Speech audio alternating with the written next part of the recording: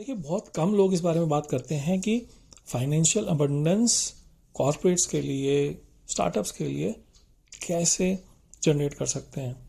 आपने कभी नोटिस किया होगा कि कुछ कंपनीज बिना ही कुछ ज़्यादा एफर्ट के ग्रो कर जाती हैं और कुछ हर क्वार्टर में, हर रिव्यू में स्ट्रगल कर रही होती हैं। Payments are struck, cash flow is tight, pressure is enormously high. क्यों होता है ऐसे?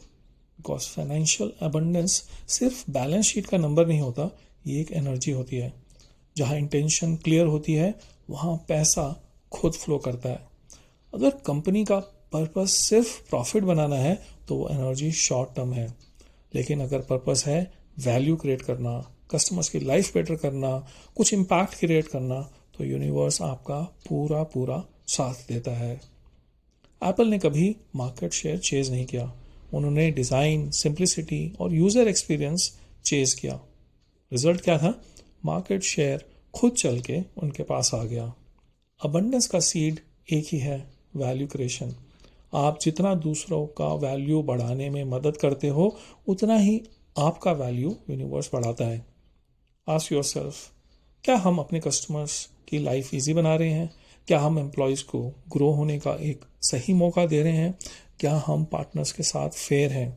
जब सबका वैल्यू बढ़ता है तभी कंपनी का वैल्यू बढ़ता है। अब बात करते हैं माइंडसेट की और नॉर्मल ट्रांजैक्शन से फ्लो जनरेट करने की। बहुत सारी कंपनियां ट्रांजैक्शन माइंडसेट में फंसी होती हैं।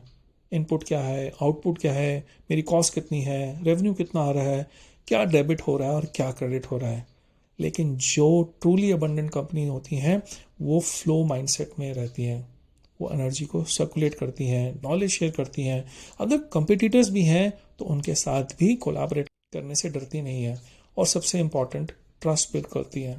देखिए, फ्लो क्रिएट करता है ट्रस्ट और ट्रस्ट अट्रैक्ट करता है पैसा। आप एक और चीज़ समझिए, कंपनी की वाइब्रेशन कहाँ से आती है? फाउंडर से। अगर एंटरप्रेन्योर खुद फियर में रहता है, यार कैश नहीं आ रहा, मार्केट बहुत स्लो है, क्लाइंट पे नहीं कर रहा, तो वो वाइब्रेशन पूरी टीम में चली जाती है। अगर फाउंडर डाउन है तो पूरी ऑर्गेनाइजेशन डाउन है। लेकिन अगर फाउंडर ग्रैटिट्यूड, फेथ और गिविंग एनर्जी में रहता है तो अबंडेंस नेचुरली अट्रैक्ट होती है। रोज सुबह ग्रैटिट्यूड से बोलो, उन कस्टमर को थैंक करिए जो आपके ऑलरेडी साथ हैं, जिन एम्प्लॉयज़ ने डे 1 से आपका साथ नहीं छोड़ा। विजुअलाइज करिए आपकी कंपनी अबंडेंट है, सैलरीज टाइम पे जा रही हैं, टीम खुश है, क्लाइंट्स एक्सपैंड कर रहे हैं और हर डिसीजन को फेथ से लीजिए, फेयर से नहीं। अबंडेंस अट्रैक्ट करने के लिए देखिए, खाली सिर्फ स्पिरिचुअलिटी नहीं, प्रैक्टिकलिटी भी चाहिए। जैसे कि अगर मैं कुछ गाइडिंग प्रिंसिपल्स की बात करूं, ग्रैटिट्यूड एक स्पिरिचुअल प्रिंसिपल है, तो उसको आप अगर अपनी ऑर्गेनाइजेशन में इंप्लीमेंट करेंगे तो कैसे करेंगे? आप अपने एम्प्लॉयज़, पार्टनर्स, कस्टमर्स को सिंसियरली अप्रिशिएट करेंगे। अगर आपको फ्लो बढ़ाना है अपनी ऑर्गेनाइजेशन का तो अपने रिसीवेबल्स को स्मूथ रखिए, पेमेंट्स डिले ना करिए। वैल्यू कैसे क्रिएट होगी? जब आप अपने प्रोडक्ट और सर्विस में कंटिन्यूस इंप्रूवमेंट लाएंगे। आपका फोकस जो होगा वो कस्टमर होगा, कस्टमर से शुरू और कस्टमर से अंत, तो आप वैल्यू इजीली क्रिएट कर पाएंगे। मार्केट के नॉइस में नहीं, अगर अपने पर्पस पे फोकस रखेंगे तो आपका फेथ, ट्रस्ट जो है मार्केट में बढ़ जाएगा। और खाली लेने में बिलीव ना करिए, गिविंग में भी बिलीव करिए कि आप इंडस्ट्री और सोसाइटी को क्या वापस दे रहे हैं।